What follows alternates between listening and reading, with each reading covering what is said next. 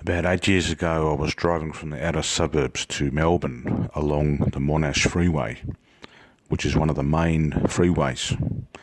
It's also always being upgraded, or at least so it seems.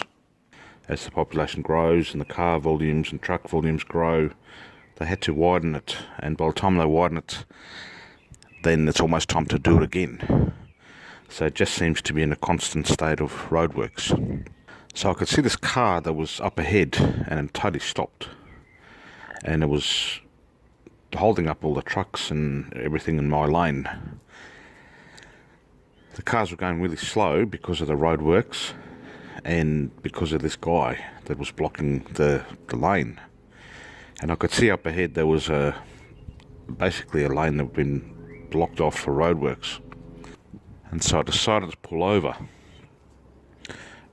and stop the car in the lane that was blocked off for roadworks and see if I could push the car that was stalled or stopped alongside where my car was, just up ahead.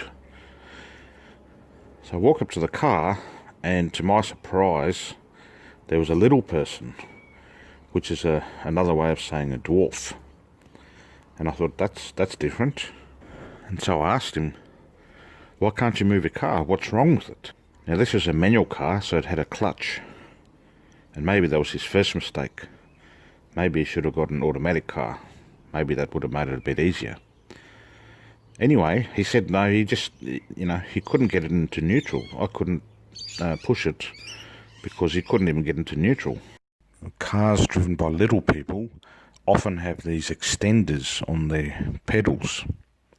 It's a really awkward thing when you're a normal sized person to actually try and even change the gear using the clutch, because you've just got too much leg.